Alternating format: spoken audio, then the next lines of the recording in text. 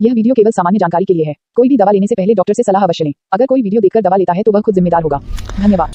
Hello दोस्तों, आज हम लोग बात करेंगे जो मसूड़े में जो सूजन आ जाती है, ठीक है, जिस वजह से अपने को क्या होता है, दर्द होने लगता है, उसके ट्रीटमेंट के बारे में हम लोग देखते हैं। तो सबसे पहले बात आती है उसके कोजेस की, ठीक है। अगर जो अपने को जो ये प्रॉब्लम होती है उसके कारण क्या क्या है, किस वजह से ये अपने को हो रहा है, तो उसमें सबसे पहले आती है ओरल हाइजीन, ठीक है। अगर अपन रोजाना ब्रश नहीं करते हैं तो उस वजह से अपने को ये प्रॉब्लम देखने को मिल सकती है। सेकंड नंबर पे आती है मेडिसिन, ठीक है। जैसे मान लेते हैं किसी को डायबिटीज हो रखी है, ठीक है, किसी को डायबिटीज हो रखी है तो ऑब्वियसली उसकी क्या होती है, मेडिसिन चल रही होती है, तो उस कारण से भी लोगों को क्या होता है, मसूड़े में सूजन और दर्द हो सकता है। तो ठीक है, तो ये भी एक कारण हो सकता है। थर्ड नंबर पे जो आता है वो है लो विटामिन सी डाइट। अगर किसी की बॉडी में विटामिन सी की कमी हो जाती है तो उस वजह से भी जो दांतों में क्या होता है, वो ब्लड आने लगता है और जो मसूड़े हैं वो सूज जाते हैं, जिससे अपने को दर्द हो सकता है, ठीक है। फोर्थ नंबर पे आता है पुअर डाइट, ठीक है। अगर कोई अच्छे से खाना नहीं खा पा रहा है या फिर प्रॉपर डाइट नहीं ले पा रहा है तो उसके अंदर क्या होता है, इम्यूनिटी जो होती है उसकी कमी हो जाती है, जो मतलब कि उसकी इम्यूनिटी डाउन हो जाती है, जिस वजह से भी मसूड़ों में सूजन और दर्द देखने को अपने को मिल सकता है, ठीक है। और जो फिफ्थ फैक्टर है वो, जैसे कोई अदर फैक्टर्स होते हैं या फिर अननोन फैक्टर्स हो सकते हैं, जैसे कि अपने को पता नहीं लगा, अपन ने कभी जैसे मान लेते हैं हार्ड ब्रश किया, ठीक है। हार्ड ब्रश से क्या होता है, अपने मसूड़ों में कभी कभी जैसे वो ब्रशेस उसमें चुभ जाते हैं, हार्ड ब्रश करने से अपने मसूड़े में घाव बन जाता है, जिस वजह से भी ये प्रॉब्लम देखने को मिल सकती है, ठीक है। तो अदर और अननोन फैक्टर्स भी इसका एक कारण हो सकते हैं। तो उसमें अपन जो साइन और सिम्टम्स क्या होते हैं, क्या क्या अपने को लक्षण देखने को मिलेंगे, उसके मुंह में बदबू आने लगती है, ठीक है। और जो दांत जो गम्स होते हैं उसमें ब्लीडिंग आने लगती है, ठीक है। सेंसिटिविटी होती है, ठंडा गर्म खाने से बहुत ही मतलब कि सेंसिटिविटी होने लगती है, दांतों में दर्द होने लगता है, ठीक है।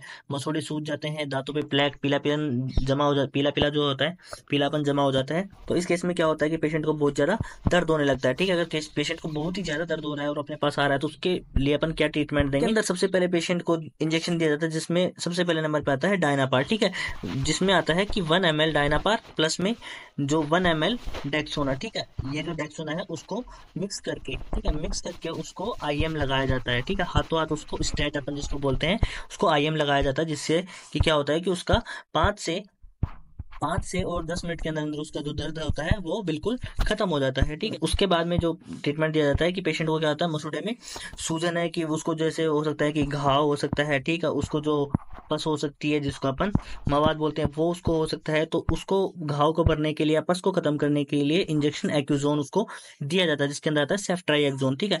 ये इंजेक्शन 1 ग्राम पेशेंट को ओडी दिन में सिर्फ एक बार देना है, ठीक है, वो भी खाना खाने के बाद में, और इसको आईवी रूट से अपने को देना होता है। ये इंजेक्शन पेशेंट को 3 दिन के लिए, ठीक है, फॉर द 3 days अपने को पेशेंट को देना है, ताकि उसका घाव अच्छे से भर जाए, इन्फेक्शन अच्छे से ठीक हो जाए, ठीक है। ये हो गया इंजेक्शन के फॉर्म में।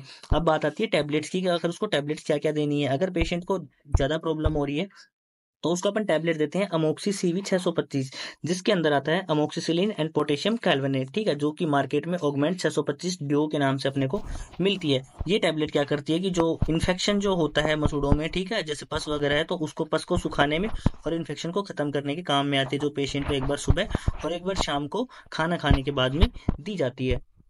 सेकंड नंबर पे जो टैबलेट है उसका नाम है जीरोडोल एसपी, ठीक है, जो दर्द को खत्म करने के लिए काम में आती है, और जो एसपी इसके अंदर जो सेरोपेप्टाइडेज है वो सूजन को कम करने के लिए काम में आता है।